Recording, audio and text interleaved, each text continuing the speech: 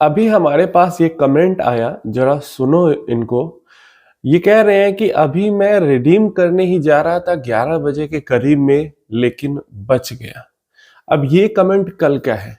मतलब ये रिडीम कब करने जा रहे थे? रिडीम करने जा रहे थे जिस दिन 1% की गिरावट लार्ज कैप में हुई और 1.5-2% मिड कैप, 2.5% के आसपास स्मॉल कैप की गिरावट हुई थी। मतलब जो बड़ी गिरावट मार्केट में हुई है जिस दिन, उसके नेक्स्ट डे ये विड्रॉल करने जा रहे थे। क्यों विड्रॉ करने जा रहे थे? क्योंकि ये फेडअप हो चुके हैं, परेशान हो चुके हैं, रिटर्न नहीं बन रहे मार्केट के अंदर और इस तरीके की भयानक गिरावट भी हो रही है।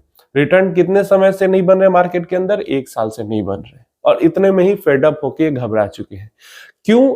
और ये तो चीज है कि मान लो ये चलो हमेशा के लिए नहीं जा रहे हैं, अभी घबरा के जा रहे हैं, बाद में जब मार्केट ठीक हुई तो वापस आ जाएंगे, ऐसा भी करेंगे। तो क्यों ये एक ब्लंडर मिस्टेक हो सकता है एक लॉन्ग टर्म इन्वेस्टर के लिए इस तरीके का डिसीजन लेना, हम ये समझते हैं। देखिए, प्रॉपर डेटा के साथ मैंने कई वीडियोस बनाए हैं और कई वीडियोस में आपको बताया है कि सिंगल एक डे, एक अच्छा दिन अगर स्टॉक मार्केट से मिस हो जाए तो ओवरऑल आपका जो लॉन्ग टर्म कॉर्पस है उसमें से बहुत बड़ा पोर्शन गायब हो जाता है। 4-5 दिन अगर मिस हो जाए तो और बड़ा पोर्शन गायब हो जाता है। और एक बार मार्केट से पैसा निकालना और वापस डालना बिना एक भी दिन मिस किए हुए म्यूचुअल फंड्स के थ्रू में ही 3 दिन का समय चला जाता है। और अगर वो 3 का 3 दिन अगर बेस्ट डेज हो गए आपकी इन्वेस्टिंग जर्नी के, क्या होगा? 3 दिन में ही 20-25% जो टोटल आपका कॉर्पस बन सकता है वो साफ हो जाएगा। और ये भी डेटा के में देखा गया है हमेशा कि जो बेस्ट डेज आते हैं वो वर्स्ट डेज के साथ ही आते हैं। एक दिन में जितनी बड़ी गिरावट होगी, ज्यादातर टाइम में उतना ही बड़ा गेन भी हमें देखने को मिलता है उसी टाइम के आसपास, गिरावट के आसपास। जब भी बड़ी गिरावट हुई है उस गिरावट के आसपास हमें बड़ा गेन भी देखने को मिला है। तो इसीलिए एक बहुत बड़ा ब्लंडर मिस्टेक हो जाता है। 5-10 दिन अगर बेस्ट मिस हो जाते हैं तो 50% आपका टोटल जो कॉर्पस बनने वाला है उसका साफ हो जाता है। और इस तरीके का जब आप डिसीजन लेते हो एग्जिट करने का, मतलब ये तो मैं कह ही नहीं रहा कि आप 1 साल में ही क्यों भाग रहे हो। मैं ये कह रहा हूं कि आप भाग के कितनी बड़ी गलती कर रहे हो अगर आप वापस आना भी चाहते हो तो। वापस आना भी चाहते हो अगर आप ये भी सोच के जा रहे हो कि अभी के लिए निकल जाते हैं बाद में आ जाएंगे, तो भी आप कितनी बड़ी गलती कर रहे हो। क्योंकि हो सकता है इसी बीच में आपके इन्वेस्टिंग जर्नी के बेस्ट डेज आ जाएं और आप वो उसको मिस कर जाओ। इसीलिए तो कहा जाता है कि आप एसआईपी जब कर रहे हो, एक तो एसआईपी करो, ऊपर से उतना ही पैसा एसआईपी करो जितना गोल के लिए जरूरत है और जिसकी जरूरत नहीं है शॉर्ट टर्म में, ताकि उस पैसे को मार्केट के अंदर इन्वेस्टेड रहने दिया जा सके लंबे समय के लिए, चाहे गिरावट का समय हो, चाहे रैली का समय हो या फिर कंसोलिडेशन का समय हो। हम मार्केट में उस पैसे को रहने दे स्टेबल, ताकि जो भी मार्केट के अंदर उतार चढ़ाव हो उसका फायदा वो पैसा उठा सके। आप में से जितने भी लोग ये सोच रहे हो कि निकल जाते हैं बाद में आ जाएंगे, आप लोग जो लोग निकल के चले जाएंगे ना, उनसे भी बड़ा मिस्टेक आप लोग कर रहे हो अगर आप ये सोच रहे हो कि अभी निकल जाते हैं बाद में आएंगे तो। या तो अगर आपसे नहीं इक्विटी बर्दाश्त हो रही तो आप मूव कर जाओ डेट के अंदर, वॉलिटिलिटी नहीं बर्दाश्त हो रही है तो। और अगर आप बर्दाश्त कर सकते हो तो बर्दाश्त करके बैठे रहो एकदम पेशेंस के साथ, सांप की तरह कुंडली मार के बैठे रहो। ये वही दो, इक्विटी के अंदर पैसा तभी बन सकता है जब आप कुंडली मार के बैठोगे। अगर आप इधर उधर उछल कूद करते रहोगे तो आप जितना पैसा बनाओगे नहीं, उससे ज्यादा पैसा गवा दोगे। टैक्सेस के नाम पे, ट्रांजैक्शन चार्जेस के नाम पे, मतलब एक तो लॉस में भी बेच रहे हो उसमें भी ट्रांजैक्शन चार्ज आपको देना ही पड़ेगा। टैक्सेस के नाम पे, ट्रांजैक्शन चार्ज के नाम पे, और लॉस में जो बेच रहे हो वो तो बेच ही रहे हो, ऊपर से जो अपना अच्छा दिन आप मिस कर जाओगे वो तो आप मिस करोगे ही करोगे।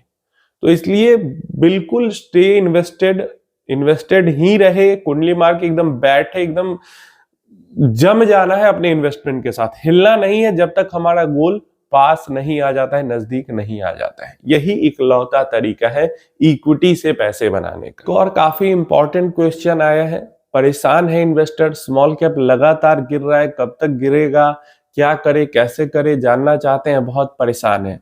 देखिए, स्मॉल कैप गिर रहा है सिर्फ 1 साल से।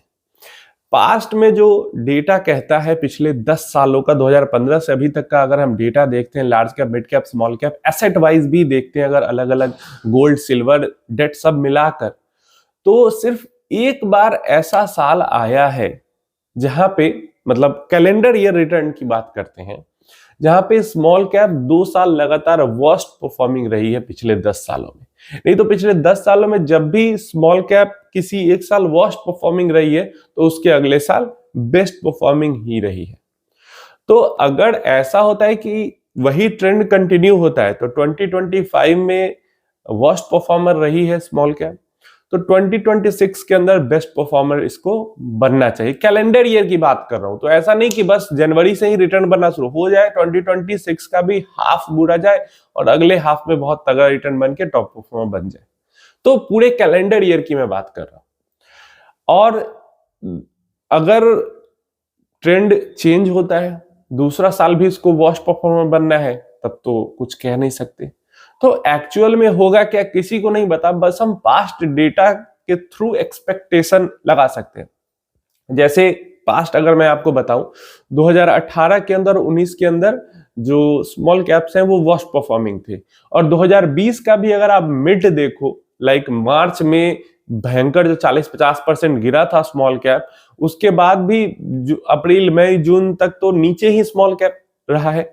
रिकवरी स्टार्ट हो गई थी लेकिन ओवरऑल देखो तो नीचे ही रहा था, क्योंकि 50% गिर तो उसको रिकवर होने में भी तो समय लगेगा। लेकिन 2020 का ईयर एंड होते होते जो स्मॉल कैप्स थे वो काफी ऊपर आ गए थे। जो कह रहा हूं वो समझना, 2018 बुरा, 19 बुरा, 20 का आधा बुरा, उसके बाद 20 खत्म होते होते ऊपर आ गई। तो अगर इस टाइप का कुछ सिनेरियो प्ले आउट होता है तो आपको तो एकदम दिल थाम के बैठना पड़ेगा। मान लो 2025 बुरा, 2026 बुरा, 2027 भी आधा अगर बुरा चल जाए, तो कितने स्मॉल कैप इन्वेस्टर है जो वहां तक रुक पाएंगे? जो रुक पाएंगे वही 2020 के बाद जो रैली है उस टाइप की रैली को एंजॉय कर पाते हैं, वही उस टाइप की रैली को एंजॉय कर पाते हैं। तो यही चीज है, पता किसी को नहीं है। या तो हो सकता है इस साल वर्स्ट परफॉर्मर रहा है, अगले साल बेस्ट परफॉर्मर बन जाए, या तो हो सकता है इस साल भी वर्स्ट परफॉर्मर रहा है, अगले साल भी वर्स्ट परफॉर्मर रहा है, उसके अगले साल बेस्ट परफॉर्मर बन जाए। तो इक्विटी इसी साइकिल में इसी तरीके से काम ही करती है, या अलग अलग एसेट क्लास भी इसी तरीके से काम करते हैं, ऊपर नीचे होके। सिल्वर हो गया, गोल्ड हो गया, या रियल एस्टेट हो गया, सब ऐसे ही इक्विटी में भी लार्ज, मिड, स्मॉल ऐसे ही काम करते हैं। किसी एक साल कोई और टॉप परफॉर्मर रहता है, कोई वर्स्ट परफॉर्मर, फिर किसी एक साल कोई और टॉप परफॉर्मर, कोई वर्स्ट परफॉर्मर। तो इस तरीके से आप सोचोगे तो आपको डर नहीं लगेगा और आप लंबे समय तक इन्वेस्टेड भी रह पाओगे। जिस साल वर्स्ट परफॉर्मर रह रहा है, ये समझ लो कि उस साल मेरा equity units, NAV units accumulate करने का साल है, और जिस साल रिटर्न बन रहा है उस साल हमारा रिटर्न बनने का साल है। तो फायदा दोनों में है, एक साल ज्यादा हम यूनिट्स खरीद रहे हैं, एक साल हमारा ज्यादा रिटर्न उस पे बन रहा है, तो फायदे में तो हम वैसे भी। बस यही है कि इस चीज को, इसको इस तरीके से समझना है, और इसके अंदर जो वॉलेटिलिटी होती है उसको भाई झेलने की, बर्दाश्त करने की पावर चाहिए, क्षमता चाहिए अंदर। उम्मीद है इंफॉर्मेशन हेल्पफुल होगी। कोई क्वेश्चन क्वेरी है तो नीचे कमेंट बॉक्स में आप पूछ सकते हो।